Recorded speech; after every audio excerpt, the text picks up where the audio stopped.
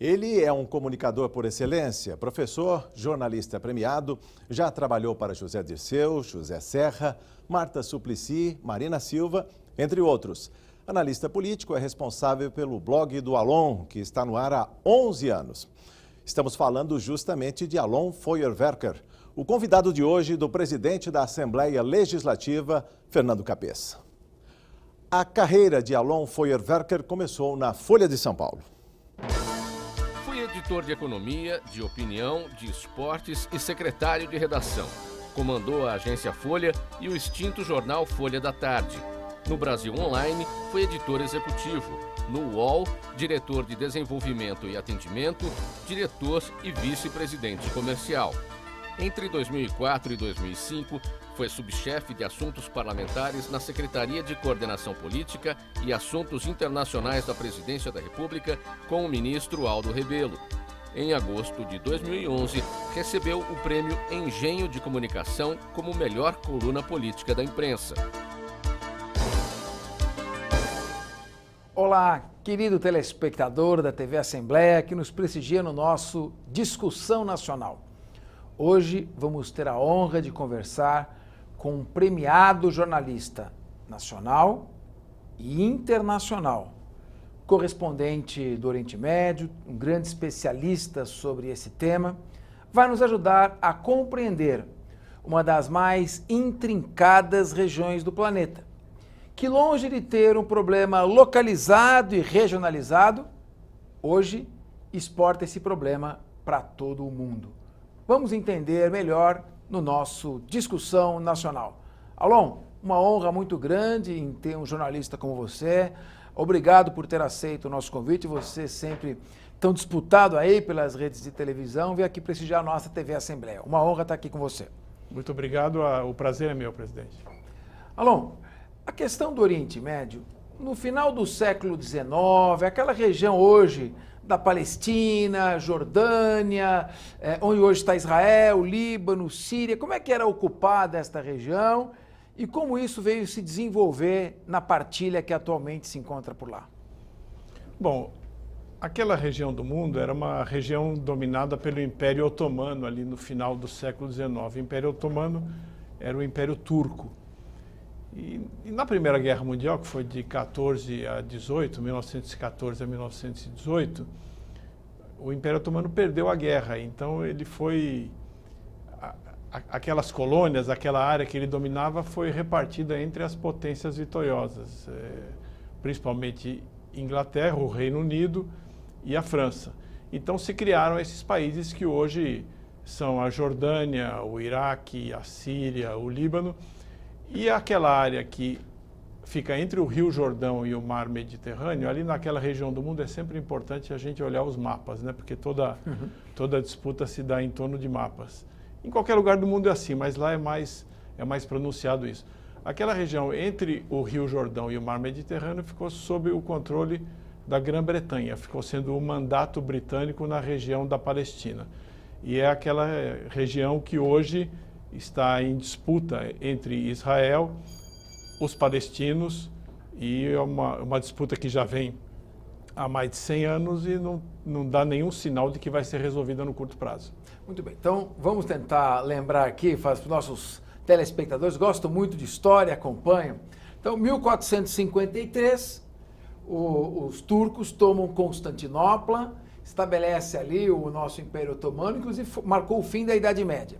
De lá para cá vieram dominando toda aquela região, quando então explode a Primeira Guerra Mundial.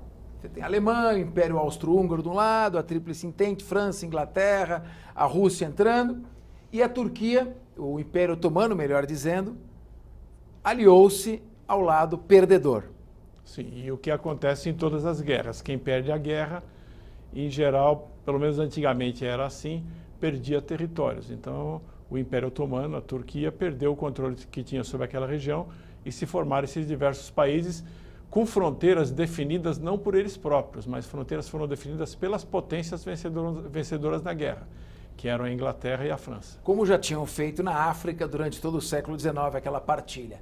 Então estabeleceu-se um protetorado inglês e francês naquela região? Exatamente. E o que hoje é Palestina e Israel, ficou sob o domínio inglês. Perfeito. Agora, o que aconteceu? Na passagem do século XIX para o século XX, se acentuou muito a imigração judaica para aquela região. Os judeus sempre estiveram presentes ali, desde tempos imemoriais.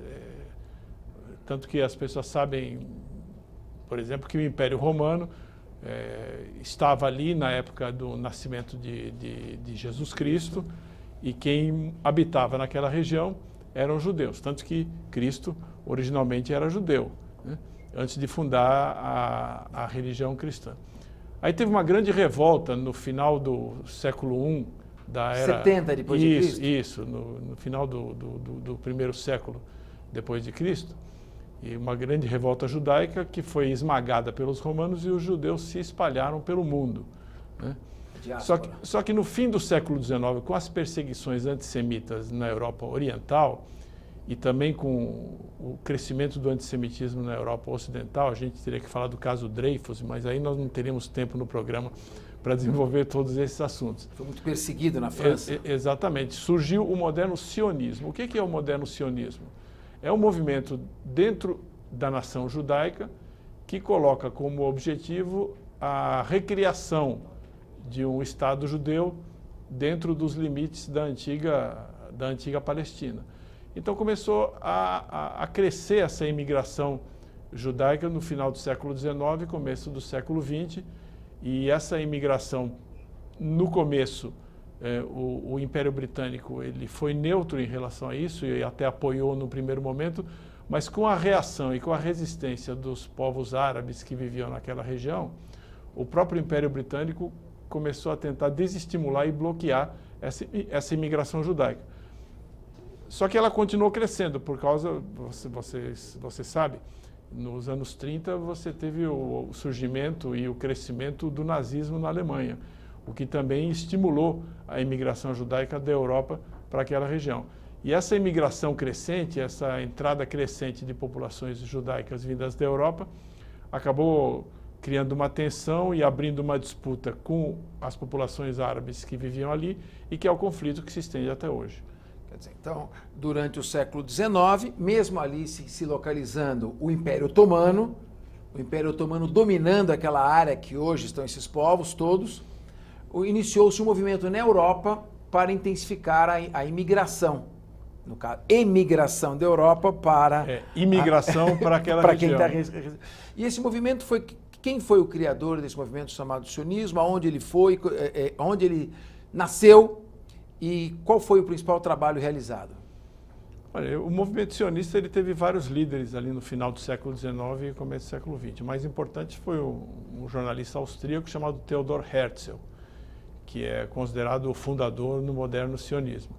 Ele que até escreveu um livro chamado O Estado Judeu, que diz por que os judeus deveriam buscar um Estado próprio, baseado na tese de que eles jamais seriam aceitos como iguais nos países em que moravam.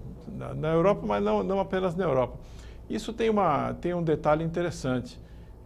Quando você teve a Revolução Francesa, os judeus tiveram a esperança de serem aceitos na nova sociedade criada pela Revolução Francesa como iguais. Depois isso, de alguma maneira, se frustrou, apesar de ter avançado em algum grau, mas em boa medida se frustrou. Depois, os judeus da Europa viram com alguma esperança e alguma simpatia a Revolução Russa, também na ideia de de 1917, na ideia de que com a Revolução Russa e com a ascensão, a implantação do socialismo, a questão judaica, a discriminação dos judeus seria uma página virada. Como isso de fato não aconteceu, o movimento sionista ele foi se fortalecendo na passagem do século XIX para o século XX. E como eu disse, com a ascensão do nazismo, ele se fortaleceu demais, porque os judeus chegaram à conclusão de que jamais teriam paz e sossego e deixariam de ser perseguidos a não ser no seu próprio país. Bom, então nós tivemos o século XIX iniciando uma imigração judaica para aquela região. do Império Já Otomano. havia uma população judaica naquela região, mesmo antes do moderno sionismo. O que aconteceu foi que se acelerou a imigração judaica para aquela região. Mas que conviviam ali com os palestinos sem muitas fronteiras ali, né? Iam fazendo a imigração judaica. Sim, porque eram poucos, era uma parte pequena da população. E não havia também uma consciência nacional palestina, porque era um domínio do Império Otomano. E a consciência era mais árabe do que palestina. Como eu disse, essas divisões nacionais, elas são posteriores à Primeira Guerra. Então, aquelas populações, de alguma maneira, se consideravam como um conjunto. Com a partição daqueles países ao final da Primeira Guerra, é que se criou um embrião de consciência nacional palestina, que foi forjada a partir das grandes revoltas árabes exatamente contra a imigração judaica. 1918 termina a Primeira Guerra Mundial. O Império Otomano perde, a Alemanha perde e é humilhada no Tratado de Versalhes, sendo o embrião da Segunda Guerra Mundial. E nesse momento, então, a Grã-Bretanha estabelece um protetorado nessa região, 1918. A partir desse momento, houve uma intensificação da imigração, houve alguma alteração no status quo, na situação daqueles palestinos, judeus que moravam, em relação do Império Otomano para agora o Império Britânico? Naturalmente que houve uma intensificação da imigração num primeiro momento, porque ainda durante a Primeira Guerra Mundial, o Império Britânico se comprometeu com a criação de um lar nacional judeu naquela região. Era um compromisso assumido pelo Império Britânico, chamada Declaração Balfour, né? Mas que também previa que os direitos dos povos que viviam naquela região seriam respeitados. Mas isso estava no papel. Conforme foi crescendo a imigração judaica, como eu lhe disse, e crescendo o temor das populações árabes de que um dia a população judaica se tornasse maioria demográfica naquela região, começou a haver resistência. A partir do momento em que começou a haver essa resistência da população árabe, o próprio Império Britânico brecou essa imigração, tanto que no final dos anos 30, veja só, mesmo com a Alemanha tendo se tornado um país governado pelo Partido Nazista, o Império Britânico, para apaziguar as populações árabes, praticamente proibiu a imigração judaica. Então, isso é importante dizer. No período mais agudo da perseguição aos judeus da Europa, que foi no final dos anos 30 até o final da Segunda Guerra Mundial, em 1945, a imigração judaica esteve praticamente proibida. Apenas uma pequena cota. Foi o famoso infame Livro Branco britânico de 1939, que de fato fechou a porta daquela região para os judeus. Se não tivesse feito isso, provavelmente muitos mais teriam sobrevivido ao Holocausto do que os poucos que sobreviveram. Interessante. Então, em relação à situação política, social e econômica destes povos, judeus, árabes, palestinos, que conviviam naquela região, houve uma modificação do Império Otomano agora para o jugo do Império Britânico, ou além dessa questão da imigração, continuava mais ou menos do mesmo jeito a situação? Não, a situação mudou radicalmente, porque começaram a haver conflitos mais agudos. Houve algumas grandes revoltas árabes contra a imigração judaica, e foi o que eu disse, a consequência dessas revoltas foi que o Império Britânico praticamente bloqueou a imigração judaica na época mais aguda da perseguição dos nazistas aos judeus na Europa, o que realmente foi um problema. Agora, o que aconteceu também é que a gente sabe, quando uma população é perseguida, como era o caso dos judeus na Europa, os que sobreviveram à perseguição sempre tentaram dar um jeito de chegar à região da então Palestina britânica, né? Então, mesmo que o Império Britânico tenha proibido, alguns conseguiam chegar, e esse crescimento da imigração, mesmo numa velocidade muito menor do que ao longo dos anos do que ao longo do início do século XX, ele foi aumentando as tensões entre os judeus e os árabes. A essa altura, qual o percentual que tinha nessa região de árabes e judeus? A maioria continuou sendo árabe na região até a criação do Estado de Israel em 1948, até a famosa partilha da Palestina. Mas eu não tenho aqui os números exatos a cada ano, claro. Mas o importante é a gente saber que até a criação do Estado de Israel, até a divisão, a partilha da Palestina, que pressupunha a criação do Estado de Israel e a criação de um Estado árabe, que não foi criado porque os árabes não quiseram criá-lo, eles queriam o conjunto da região, queriam todo o território e não aceitavam a existência do Estado de Israel. Até aquele momento, os judeus sempre foram minoria. Muito bem. Então, você que tem na Alemanha, começa a crescer e a surgir, na década de 30, o nacionalsocialismo, que é o nazismo.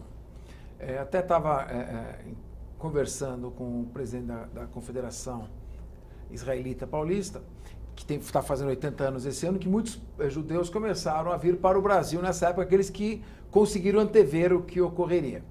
Explode a Primeira Guerra Mundial, a Segunda Guerra Mundial em 1939, e ocorre o Holocausto, os campos de concentração, Auschwitz, Treblinka, enfim.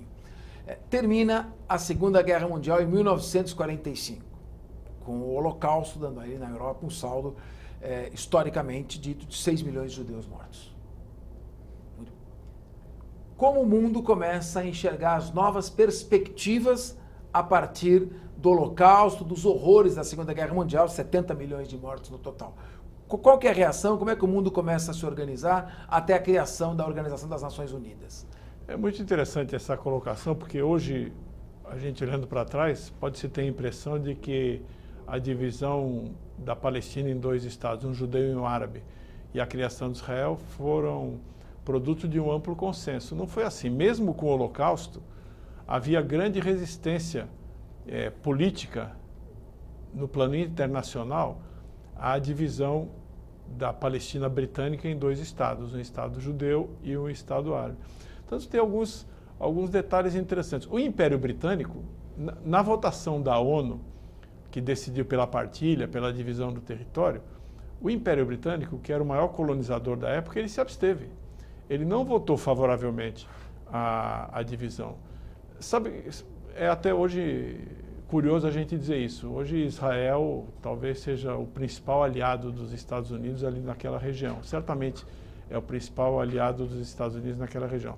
Sabe quem foi o país que primeiro reconheceu Israel juridicamente, não apenas de fato? Foi a União Soviética do Joseph Stalin.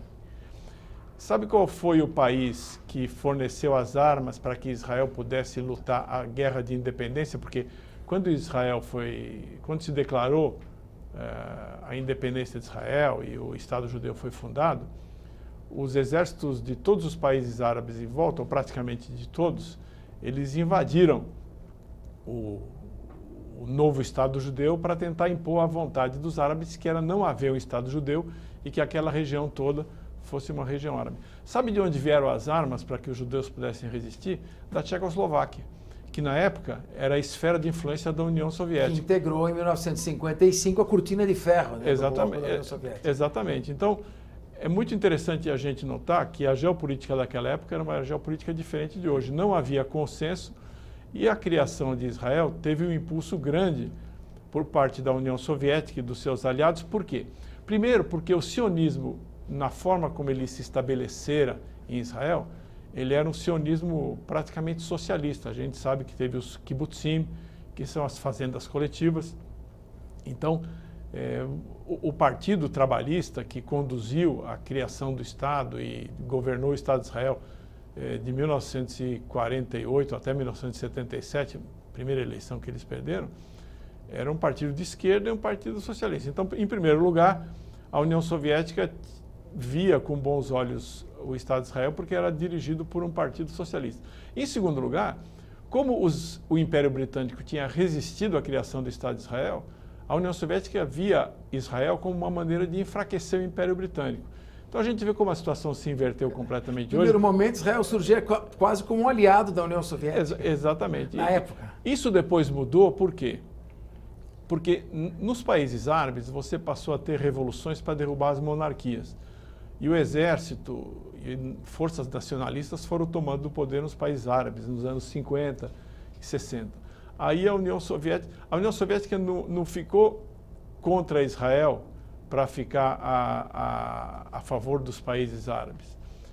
Ela, em primeiro lugar, sentiu a necessidade de ficar a favor dos países árabes, e, em consequência, ela acabou ficando contra Israel. Mas, como eu te disse, na fundação de Israel não apenas não havia nenhuma contradição essencial entre Israel e a União Soviética de Joseph Stalin, mas eram praticamente aliados. Bem, em 1948, a Organização das Nações Unidas resolve fazer, contra a vontade da Inglaterra, que se absteve... 47, final de 47. A partilha dos territórios. Isso. Final de 47, Isso. a partilha dos territórios entre palestinos judeus e judeus. Árabes. Judeus e árabes, judeus e A palestinos. expressão palestino não existia ainda naquela época. Então, na verdade, o que existia naquela época era o chamado conflito árabe-israelense. Então, é mais preciso a gente dizer que era uma divisão entre um Estado judeu e um Estado árabe. Final de 47, uma parte do território fica o Estado judeu, uma parte do território, para aquela época chamado Estado árabe. Qual foi o percentual? Há uma crítica que se faz dizendo que havia um número menor de judeus e eles ficaram com um território proporcionalmente maior do que os dos árabes. Procede essa crítica? Qual que é a área de divisão? Qual que era o percentual de população? Realmente, a população judaica era menor do que a população árabe e a divisão territorial foi mais ou menos meio a meio. Meio a meio. Mas é preciso considerar também... Se projetava a imigração. Não, mas não é isso não, é que havia muitas áreas desérticas. Então, a gente sabe, quando você tem uma divisão de território entre duas populações, jamais será uma coisa pacífica que todo mundo esteja de acordo e diga é justo. Foi feita essa partilha, Sim. Dando metade, e houve então a Assembleia das Nações Unidas. Isso. Em que se... Houve uma Assembleia das Nações Unidas e nessa Assembleia das Nações Unidas o Brasil presidiu a Assembleia e o Brasil não era uma potência geopolítica naquela época. As potências eram os grandes vencedores da Segunda Guerra Mundial, que eram a União Soviética, Estados Unidos, Inglaterra, com alguma concessão. França, China, né? Mas o Brasil teve um papel importante na articulação. Agora, é claro que sem o apoio das grandes potências, essa votação não teria sido decidida a favor da criação do Estado de Israel e de um Estado árabe que acabou não sendo criado porque, por uma opção dos árabes, eles decidiram não criá-lo. Foi feita a divisão territorial, mais ou menos 50%, 50%, e aí ocorre a Primeira Guerra Árabe-Israelense. Que ano foi essa guerra? Como é que ela se deu? É uma guerra que começou em 1948 e terminou em 1949. Os exércitos dos países árabes vizinhos invadiram Israel e foram derrotados, né? Foram derrotados porque, tanto militarmente como politicamente, não tiveram condições de realizar o seu projeto, que era erradicar do mapa o Estado judeu. E nessa derrota aconteceu o seguinte: Israel, ao se defender e contra-atacar, acabou conquistando um conjunto de territórios que, além dos territórios que estavam reservados para o Estado judeu, pela divisão, pela partilha da ONU. Aliás, essas fronteiras atuais, então você tem Israel, aí tem a faixa de Gaza e tem a Cisjordânia. Essas fronteiras atuais, em boa medida, são resultado da Guerra de Independência. A Guerra de Independência que desenhou essas fronteiras. E nunca chegou a haver um acordo de paz entre Israel e os vizinhos. Depois houve acordos de paz com o Egito, com a Jordânia, mas muito depois. Na época, o que houve foram armistícios entre Israel e os seus vizinhos. E a linha do armistício, a chamada linha verde, é a linha que corresponde ao que hoje separa, grosso modo, porque tem mudanças por causa dos assentamentos, por causa de outros fatores, corresponde à separação entre Israel e os palestinos. Nós estamos falando de 1949, do final do primeiro conflito entre árabes e israelenses, Israel amplia o seu território após essa guerra, já alcançava ali naquele momento a chamada Cisjordânia, que se fala West Bank, colinas de Golã, parte de Gaza, ou ainda não havia entrado nessas áreas? Em que ano que você está falando? 1949. Nós estamos na primeira guerra, primeiro conflito entre árabes e israelenses. Em 1949, Israel consolidou a sua fronteira como Israel. O que hoje é a Cisjordânia ficou sob controle da Jordânia e o que hoje é a faixa de Gaza ficou sob controle do Egito. O Egito nunca anexou a faixa de Gaza, mas a Jordânia anexou a Cisjordânia e deu cidadania jordaniana para os árabes que viviam na região da Cisjordânia. As colinas do Golã, elas eram da Síria, continuaram sendo da Síria.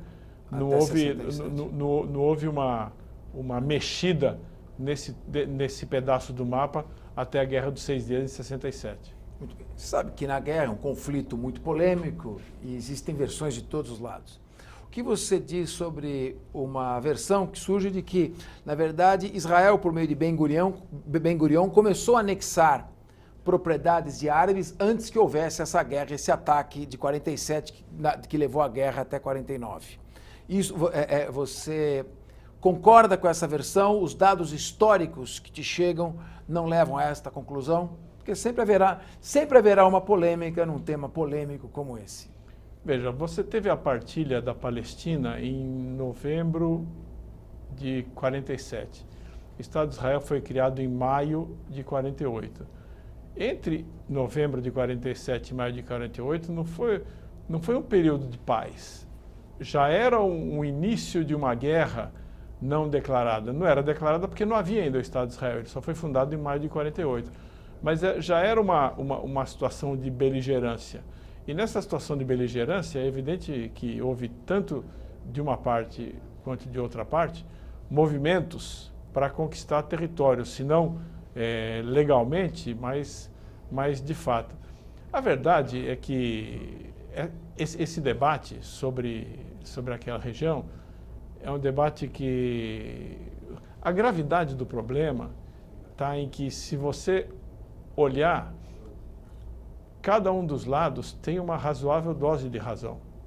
Perfeito. Os problemas mais difíceis de resolver não são os problemas onde ninguém tem razão ou onde apenas um lado tem razão. Os problemas mais difíceis de resolver são os problemas onde cada um dos lados tem razão, porque essa razão dá uma legitimidade e que funciona como combustível para que se continue a reivindicar, a lutar. Então, esse debate histórico-geográfico é um debate importante, mas que, do ponto de vista político, ele jamais será conclusivo.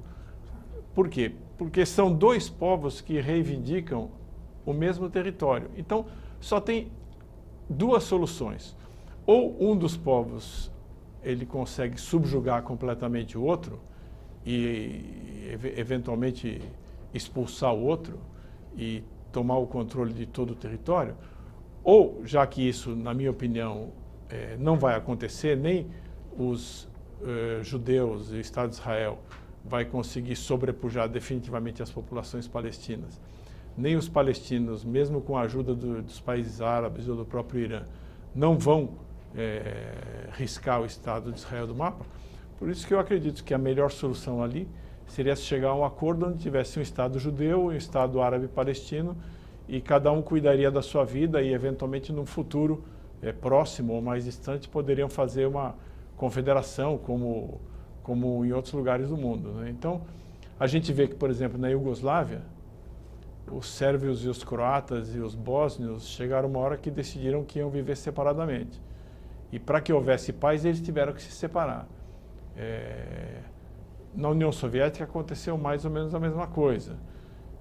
Eu acredito que uma fórmula se você não consegue viver com o seu vizinho dentro da mesma casa, mora você numa casa e ele na casa ao lado. Né?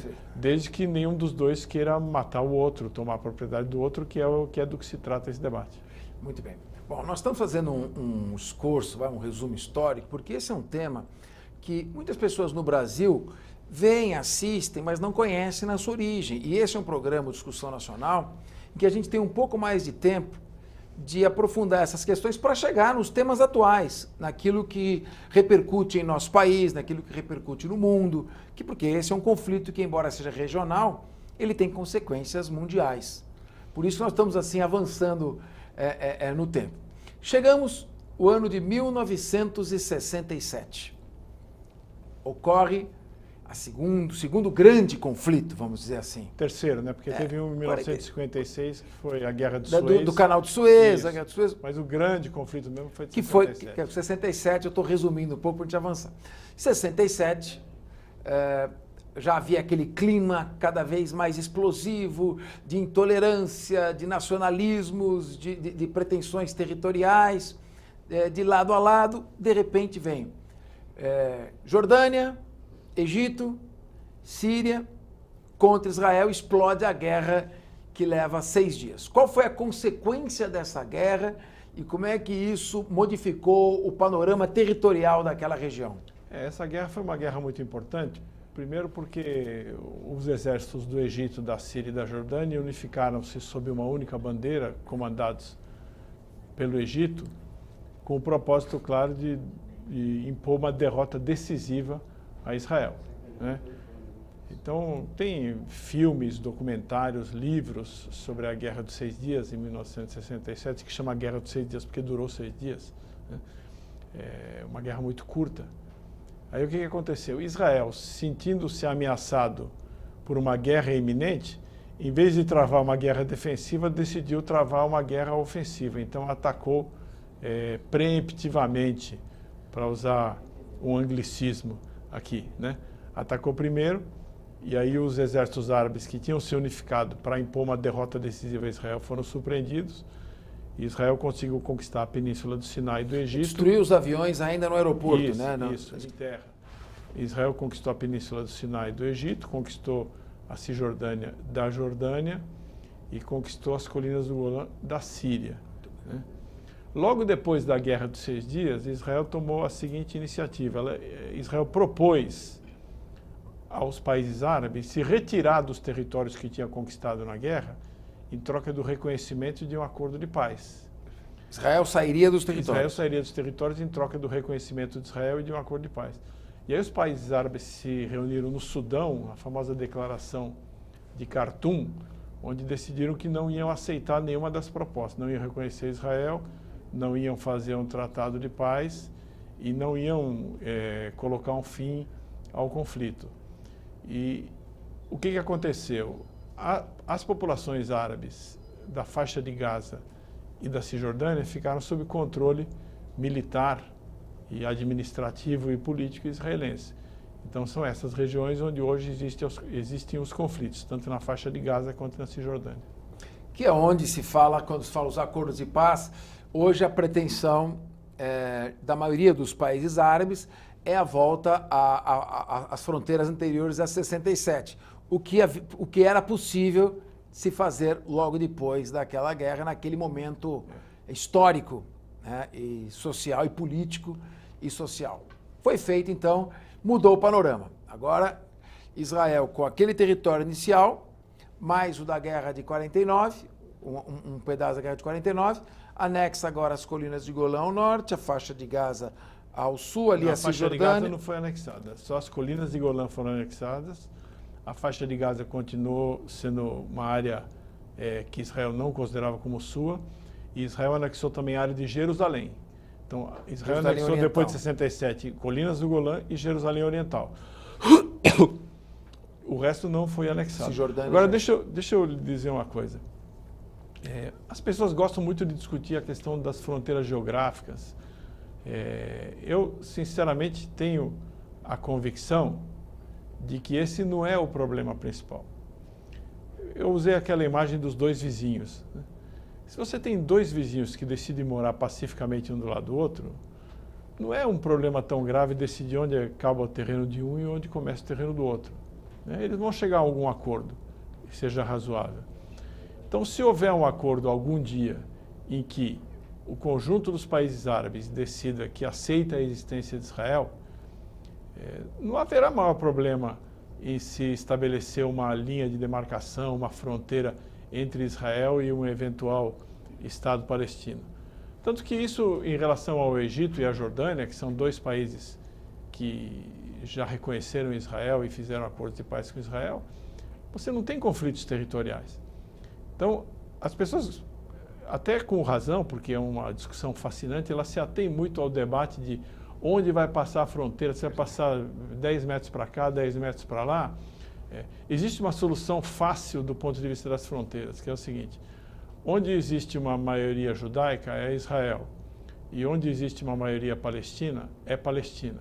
Isso transformaria a faixa de Gaza em Palestina, a Cisjordânia em Palestina, com pequenas trocas territoriais, onde tem blocos de assentamentos judaicos. Isso seria transferido para Israel e haveria uma troca com territórios dentro do hoje Estado de Israel, em que existe uma maioria de população árabe ou muçulmana.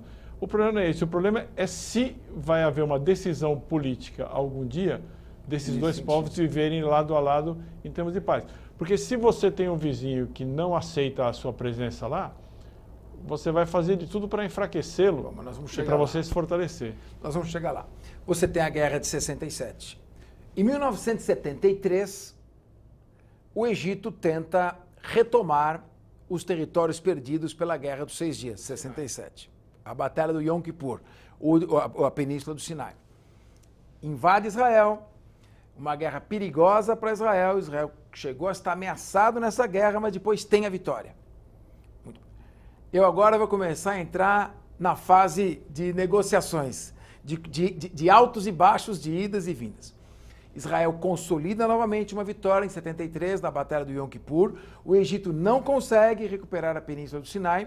E aí, o presidente Jimmy Carter, Anwar Sadat, pelo Egito, e o primeiro-ministro Menachem Begin sentam para conversar em Camp David.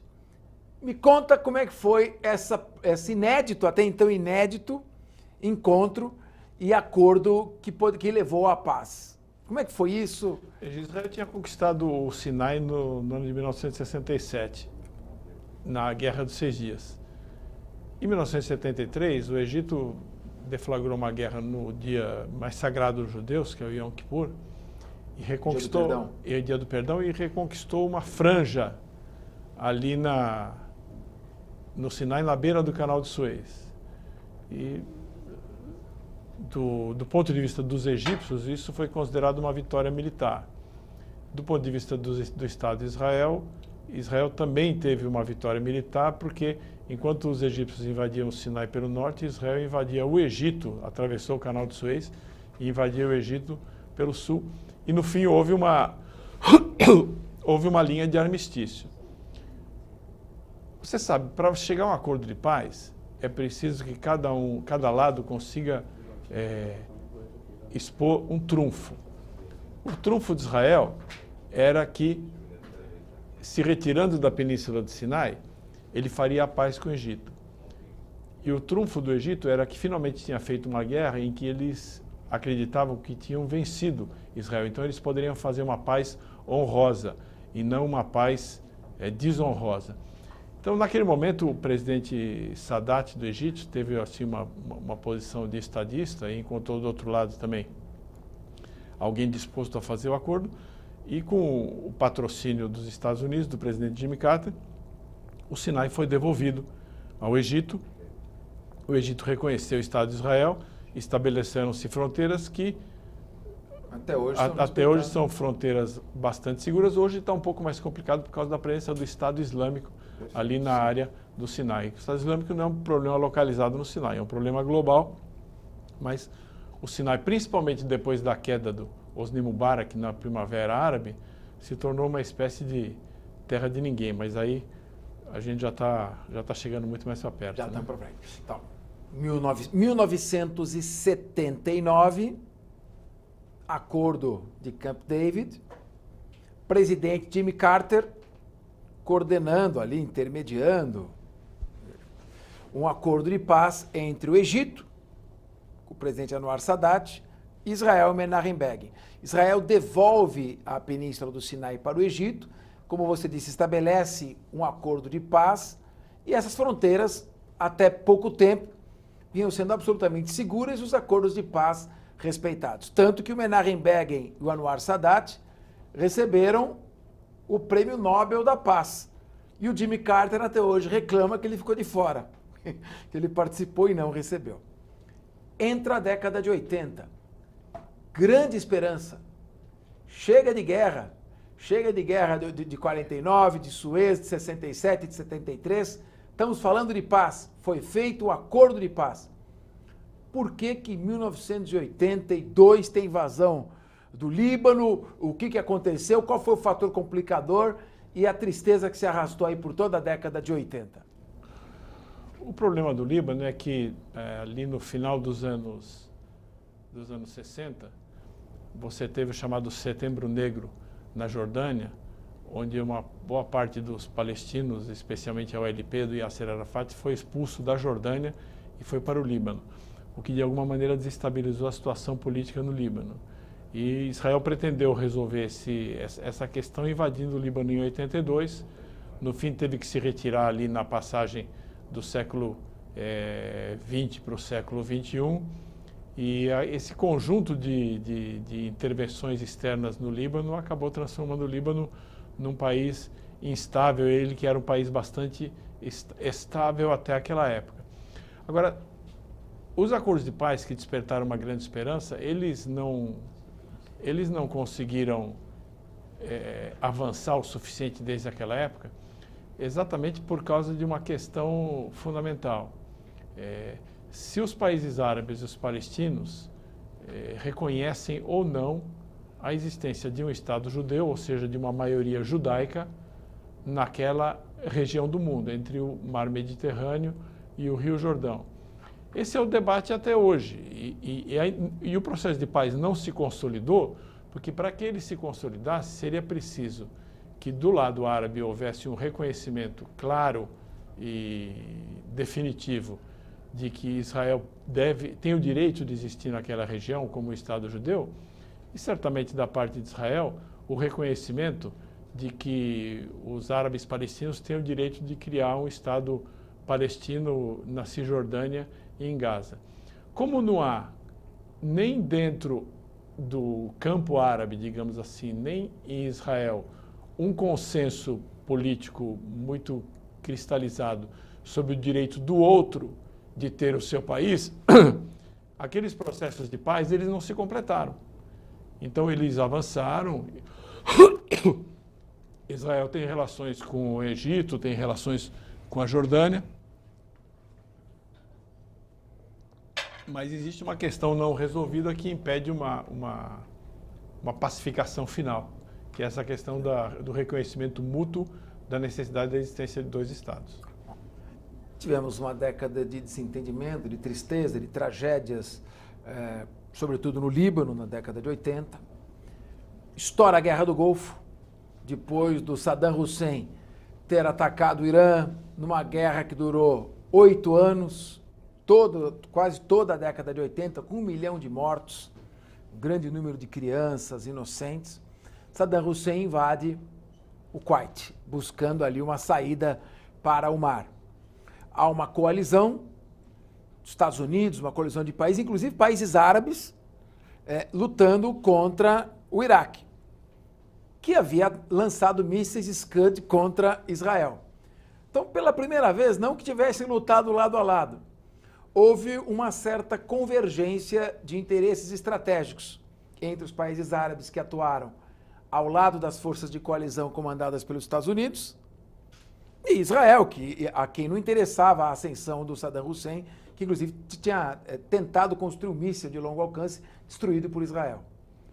Termina essa Guerra do Golfo. Surge a esperança de um novo realinhamento, pelo menos político, para interesses pragmáticos. E a gente tem em 1995 o Acordo de Oslo. É o presidente Bill Clinton, Isaac Rabin, com Shimon Peres de um lado, do outro lado Yasser Arafat. Apertam as mãos, o Isaac Rabin chega a esboçar até um sorriso e o mundo respira aliviado. Depois de, deixa eu fazer as contas aqui, 48 anos de guerra, finalmente chegou a paz. Aonde que deu errado? Primeiro que ainda não deu completamente errado, porque a gente sempre tem que ter a esperança de que o jogo não terminou. Sem dúvida. Né? Parabéns. O que aconteceu foi que aquele processo que se abriu em Oslo, no começo dos anos 90, ele teria que ter sido concluído no final dos anos 90, e o presidente Bill Clinton tentou fazer isso com o primeiro-ministro Ehud Barak de Israel e com o presidente Yasser Arafat, naquele momento, o líder da população palestina. Só que para que aquele processo se encerrasse, era preciso haver, de parte a parte, uma decisão de que a paz seria definitiva e que não haveria reivindicações adicionais. Perfeito. Olha, eu não te devo nada, você não me deve nada, a paz está feita, a fronteira é essa, e vamos cada um cuidar da sua vida e vamos colaborar para que nossos povos vivam em paz, em prosperidade, etc, etc, etc. O que aconteceu? O Yasser Arafat, na verdade, ele não se sentiu em condições de declarar o fim do conflito, porque para declarar o fim do conflito ele teria que aceitar que os árabes que viviam antes de 49, onde hoje é o Estado de Israel, não pudessem voltar para o Estado de Israel e só para a futura Palestina. E a posição de Israel é exatamente o contrário. Quer dizer, se existe um Estado judeu e um Estado palestino, os judeus que vão morar no Estado de Israel e os palestinos que vão morar no Estado palestino. Porque, como seriam dois Estados soberanos, não faria sentido que um dissesse que cidadãos que o outro deveria aceitar ou deveria deixar de aceitar.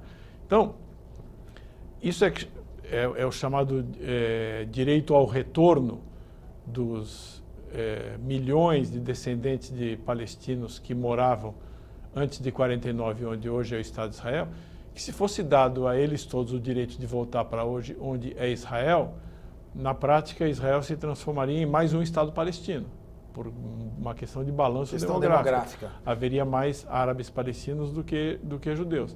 Então a posição de Israel é uma posição diferente, é uma posição, olha, se nós vamos criar dois Estados, vocês ajeitam o seu pessoal aí e nós ajeitamos o nosso pessoal aqui, né? Que as pessoas podem criticar, me parece uma solução razoável, porque senão, na prática, nós não teríamos um Estado judeu e um Estado palestino, nós teríamos dois Estados palestinos, aliás, três, porque hoje, na prática, Gaza e Cisjordânia são praticamente dois Estados palestinos. Então, o Fatah, Abu Mazen e o outro com Hamas. O grande entrave que existe para que esses acordos de Oslo se completem, e eu tenho a esperança de que um dia eles possam se completar, é aquilo que eu estou aqui dizendo desde o começo. Você teria que ter aceitação de parte a parte de que o outro tem o direito legítimo sobre uma parte do território, e a partir dessa aceitação, você teria que admitir que cada um manda no seu quintal. O Estado de Israel decide quem ele vai aceitar como seu cidadão e o Estado da Palestina decide quem ele vai aceitar como seu cidadão. Por exemplo, o Estado palestino, os palestinos querem que os judeus que moram hoje, onde vai haver o Estado palestino no futuro, eles saiam de lá e voltem para Israel. Então, se eles têm essa reivindicação, que não será atendida no seu conjunto, certamente, eles, acredito, deveriam também pensar na possibilidade de assentar os palestinos e os descendentes de palestinos que desejarem voltar para a região, não em Israel, mas no território da futura Palestina.